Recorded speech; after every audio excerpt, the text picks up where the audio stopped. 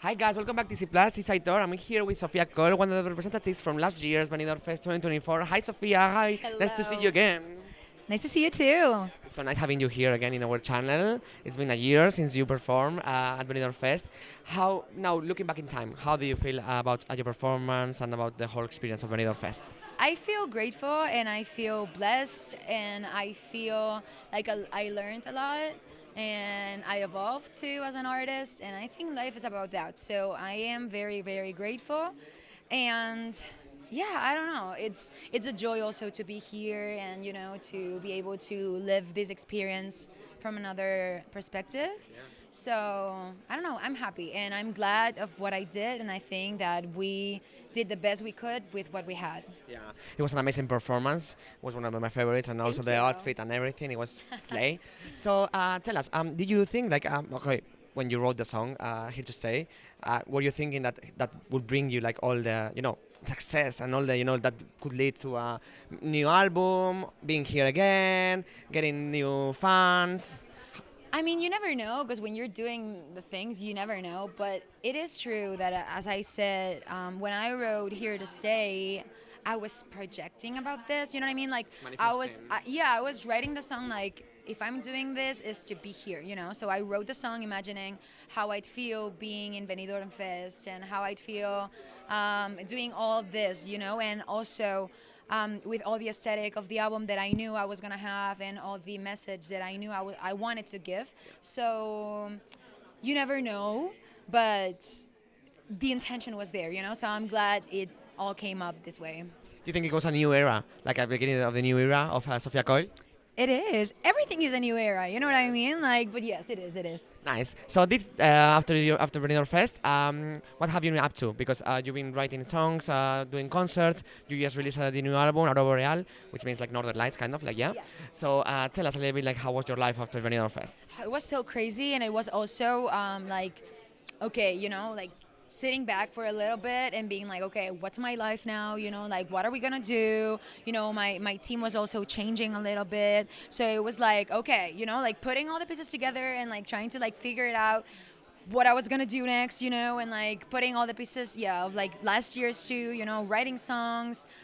So a lot of work, also some TV work. We're now gonna be premiering Epic Nails too, which I don't know when exactly, but we also did that, some TV stuff. Yeah. So it's been great. A lot of concerts, a lot of prides, which also were a dream, to like a pride tour, and I did this year. So like, check. Check.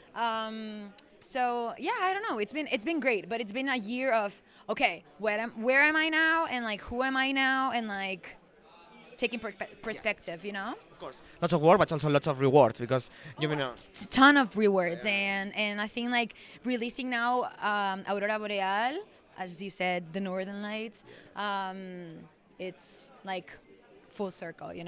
I love the sound. It's very unique and very like I don't know, very captivating. Thank you. What are your references when writing those songs? What were you thinking about? Who were you listening to? Because I guess that you like to go into the studio. You were like going maybe listening some like tunes and say like, oh my god, this like really keeps me motivated and going. Um, that's a lot of questions in one question, I gotta say. Sorry. No, that's fine. But in that area, I was listening a lot to, I don't know what's her name exactly, Tovelo. Chovelo, I yes. love her so much. Also, the aesthetics are similar. Like I think like so. I really love her. I wish we could like do something together one day.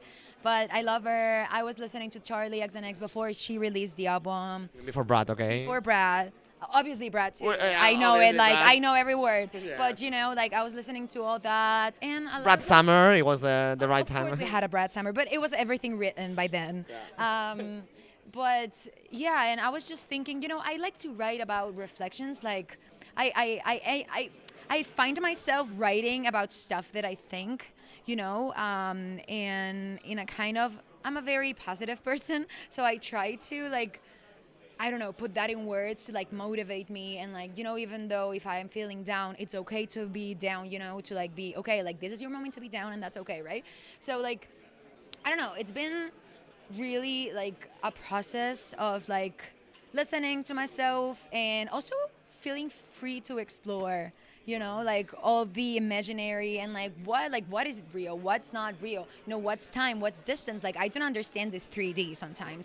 So really, Aurora Boreal is just like an album of self-reflections about reflecting about all this while being like playful and like where everything can be possible.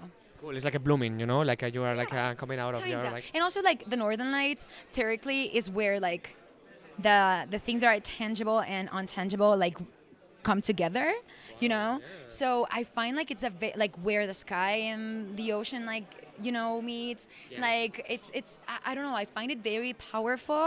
And it's this place of like we know it's real, but we can't touch it, you know. So it's like this thing of like my thoughts are real just because I have them or they're not, you know. But another, you know, it's all this like paranoia. We can talk about it for like an hour, which I'm not gonna like start now. But yeah, it's very fun. Oh, wow, that's really amazing. Like the concept, I really love it. It's like you. really, really unique and That's really. why Here to Stay also fits in it, you know, because what's more delusional than Literally. thinking about yourself and like believing in yourself, you know what I mean? Like that feeling of like, I might be crazy, but I'm doing this because I believe in it. Of course. And so now you're here again, here to stay in the Benidorm Fest. You will never leave now. You will be coming back every year, hopefully again as I'll Benidorm be Fest. changing here. Yes, literally. But you will be performing at the Euro Club on Friday, right? Yes.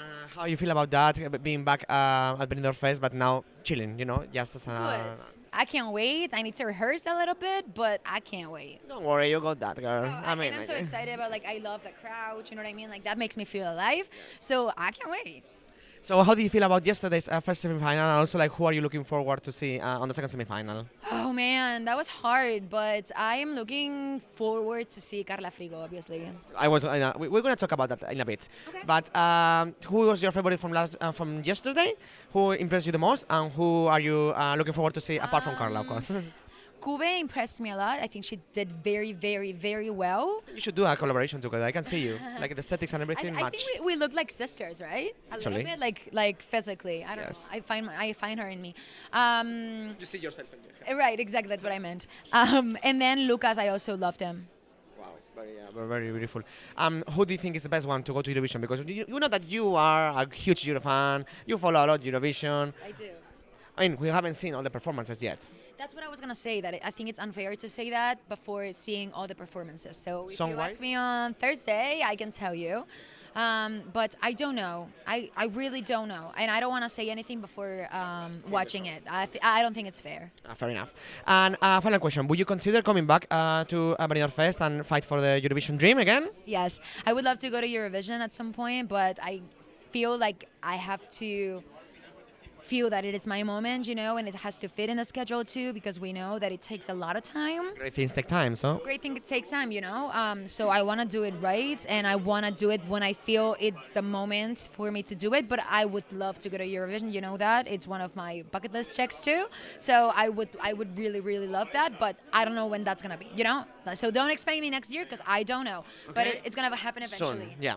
Cool. Otherwise, you can try in another country. You are welcome. The Eurofans love you, babes. So you need to come to Eurovision. I think you are meant to go to Eurovision. I mean, you are aesthetic, your sound. I think everything. so too. When I was little, and I was watching the show. When I I belong always there. thought- Yeah, I was like, Mom, I was gonna be there sometime. And she was like, "What's your girl saying?" I'm like, "Yeah, no, I mean it. I mean it." I mean, and you went to the boys, so that's like something, you know, like you're the boys' kids, and then everything is like started from there. So that's amazing. And finally, talking about Carla Frigo, we know that you are very good friends. You are both Catalans, and you were on her music video. Yes. How did it come together? Like, happened, and also like. She texted me like, "Hey, girl, I need someone to like write my truck." And I'm like, "What do you mean?" She's like, "Yeah, I'm doing the video, and I need someone to write a truck." And I thought that was gonna be iconic. And she was like, "I think we share a lot of fans, and they would really appreciate that you were there." And I'm like, "Girl, say less." So yeah, I woke up at 6 in the morning You went to to the countryside? go ride a truck on hills. A very nice man taught me how to like drive it, and it was super fun. That's okay. That's amazing. And you're right. Like, I'm sure that your fans and her fans are sharing it because basically, internationally, you were the favorite last year, and this year, one of the favorites internationally is Carla. So like your music, your style, everything is very We international. felt like our fans like really like had like common like taste and everything, and she was like, she was like, it would mean a lot to me if you were here. I'm like, girl, it means a lot to me, you know, that you think about me. So I don't know, it fit perfectly. And girl, I rode like a truck with heels. Like, who can say that? I mean, like, Like, I thought that was so camp. I was like, let's how go. iconic. Right. Literally. Just do it for the story. Of course, so memorable. And finally, can you expect something between the two of you together? Like a song release, a project? We don't have anything started, so I don't know. But never say never, you know, I love her. Yeah, I'm sure that people will love it. And maybe you can come to Eurovision together. Can you imagine? It's so crazy. Maybe you and Selena. Right. Sofia and Carla. Literally. Amazing. So thank you so much, Sofia, for Thank your you. time. It was lovely seeing you again. And best of luck for Friday. And yeah, I love you so much. And before we leave, let's send a message to our followers. People are watching you and following you since last year because they're still obsessed with you. I mean, we all are. So Hi, thank you so much for being here. I love you so much. Go stream my EP, Aurora Boreal. I hope you like it. And I don't know, I love you. see you soon in Eurovision. See you soon in Eurovision. Bye. Bye.